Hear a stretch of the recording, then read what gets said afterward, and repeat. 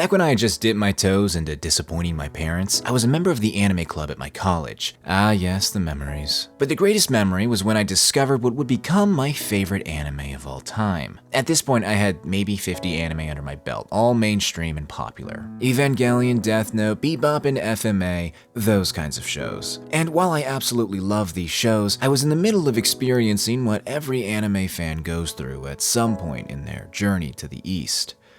Disillusionment. The new shows I watched just didn't hit the same. I went from binging a full series in a single day to struggling to finish 2 episodes a week. I started to think that maybe I had already seen all the best anime had to offer, but I desperately wanted to find a new favorite, and I was open to just about anything. I told all this to a fellow member of that anime club, and he told me about a series with no equal. A series called Monogatari. Stylish and smart, witty and wacky, a shaft show filled with all manner of art house tomfoolery, every frame a painting, every character an enigma. This is not some laid-back anime to be watched comfortably and casually. It demands your total attention. You cannot afford to look away or let your mind wander, if only for a moment, because if you so much as blink, you'll be more confused than you were looking up the watch order. It's all incredibly intimidating, but once you take the leap and watch this show, you won't be disappointed. But you also won't be able to watch anime the same way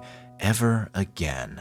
These were the words spoken to me by some guy whose name I forgot 12 seconds after he said it. My curiosity had been piqued to its peak. I needed to check out this series, but I realized my anonymous acquaintance had omitted a general plot synopsis from his glowing recommendation. So I asked him, "By the way, what's Monogatari even about?" He looked around for a moment as he mumbled different things to himself over and over again, never once satisfied with the words unspoken, until finally, after he took a deep breath, looked me dead in the eye and said, "I don't know."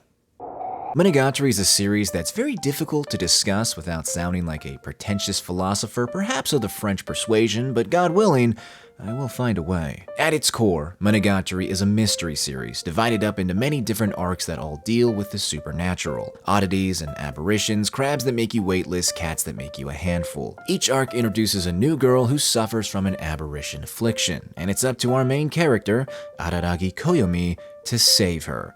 Or just be there while she saves herself, if that's how you choose to view things. Regardless, she gets added to the harem, and we rinse and repeat until there's a girl for every character archetype. This is nothing unique on its own. But what separates Monogatari from the run-of-the-mill seasonal schlock is what the show does with these girls. It changes them, challenges them, develops them to the point where they no longer feel like waifus in some self-insert's harem. I mean, how many other shows have each girl sing her own opening and have it directly relate to the themes for that arc? The characters are grounded in reality even when placed in absurd scenarios. They're heavily involved in the story, often usurping the POV from Araragi himself. They are well-written, fully realized characters with intricate backstories and more layers than Shrek that all fight for the title of Best Girl.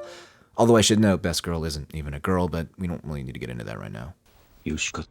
The style of the show is something else. Extreme close-ups, unconventional scene compositions, random splashes of text, and surreal imagery. It can be very overwhelming, especially if you've never seen another Shaft show. The style draws heavily from French New Wave films, highly experimental movies made on a budget. The perfect fit for Monogatari, since Shaft at the time wasn't nearly as big as it is now. Budgets can make and break shows. Generally, people throw around budget like a compliment when they see some stellar animation. The studio had enough money to throw at a scene to make it look as good as possible. That's normally how this goes. But when it's a show that is low in budget, that is when you see the creativity reach new heights. We don't have enough money to animate this scene? Then don't animate it. While you're at it, just use CGI for the backdrops and props. You think it'll stand out too much? I agree. So let's play around with the lighting and the colors so it stands out in a good way. In lesser hands, the show would look pretty mid, but the guys at Shaft had just the right amount of talent and creativity to pull this off. And while that creativity and talent is not hard to spot all throughout the series, it's really shown off in the fights. At this point, I should probably mention that the main character is something of a vampire, with a handful of powers at his disposal, including the ability to heal. And you know what that means? If he can heal,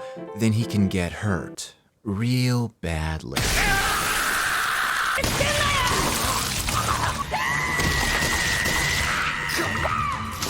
That's rough, buddy. I adore the editing in Monogatari, if you couldn't already tell. The quick cuts, the still frames, the visual metaphors, all of it keeps my eyes glued to the screen. Unfortunately, I am not fluent in Japanese, so I have to do my darndest to read through these long conversations filled with wordplay and nonsensical non sequiturs as fast as I can to fully appreciate the art. But that leads us nicely into talking about what most of Monogatari is.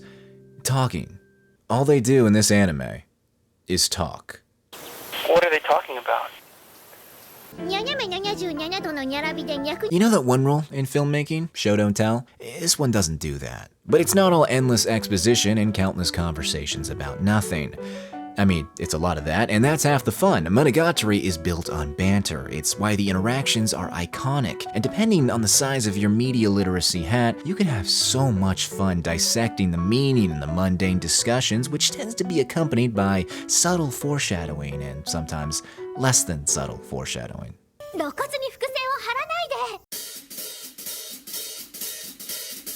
Now do not think for a second that Monogatari is just style over substance, because it's not. It's style with substance. Most of the locations are intentionally empty, completely devoid of all signs of life. At most, you'll see cutouts of characters or obscured silhouettes or maybe just text, because that's how Araragi views this world. His biased perception sets the stage. He's a loner, constantly averting his gaze, only ever acknowledging the stuff that catches his eye. And if it's not interesting enough to include in his own story, then it may as well not exist. Araragi is a fascinating specimen, anime's most misunderstood main character. I'd love to talk about this more, and I definitely will once I finish the light novels, but that's not the point of this video. Right now, I'm just trying to tell you how great Monogatari is, since the newest season is starting soon. And I imagine many of you are curious if the show is worth checking out, and I'm here to tell you, don't watch it, you won't like it.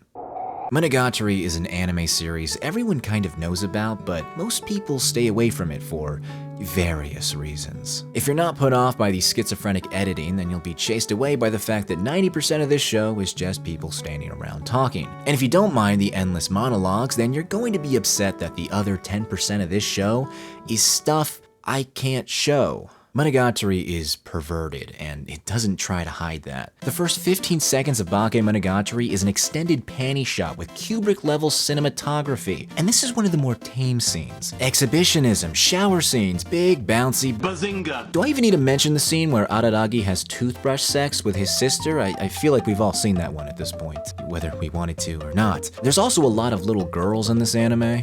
I'm not gonna elaborate. The debate surrounding fan service has been around for decades at this point. Some people love it, some people hate it, and some people just kind of ignore it. But in a show like Monogatari, you can't really ignore it, so you have to either learn to love it or learn to cope about it.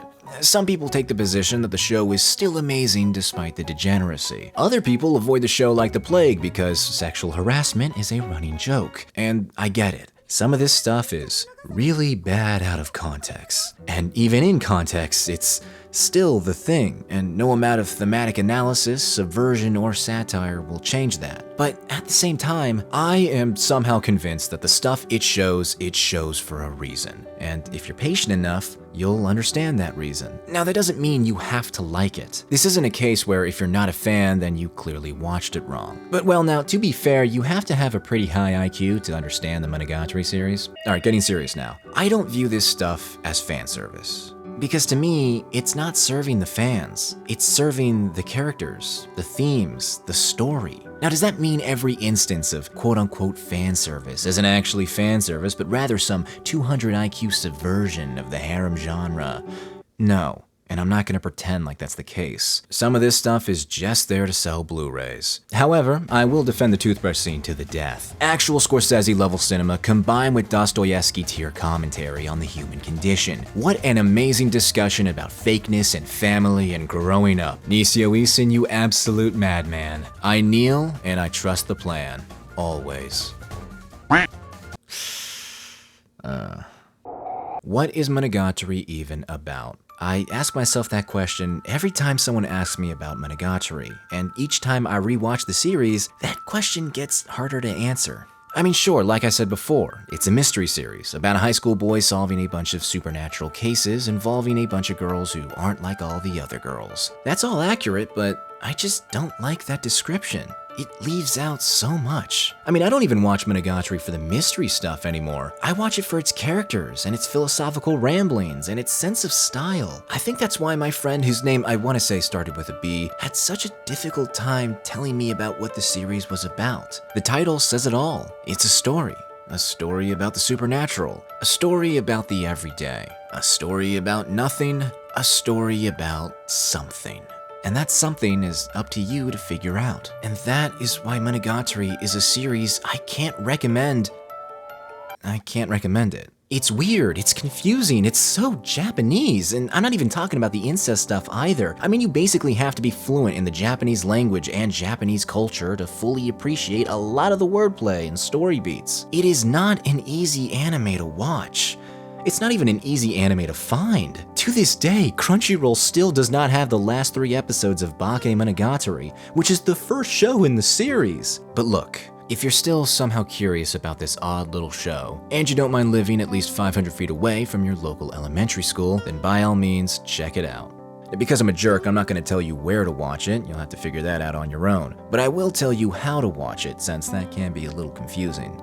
Just do the shaft order. You can do any of the other orders after the first time. By the way, you're gonna have to watch Monogatari at least twice all the way through, otherwise your opinion doesn't matter. Now, some people will tell you to watch the Kizu films right after Bake, but I'm in the camp that doesn't mind the delay. Actually, I think it was a happy little accident that Kizu got delayed because there's something big that happens at the end of this part, which carries over into the start of this part, and it just feels like the perfect opportunity to go back to where it all started and see how far things have come. I'd say more, but, you know, spoilers. But if you want to hear more on Monogatari, do let me know. Not gonna do anything too autistic until I finish up those light novels, but, you know, I'm always looking for an excuse to do something Monogatari related. So until next time, Ave Maria, Deus Vult, and a big thank you to all the cultured.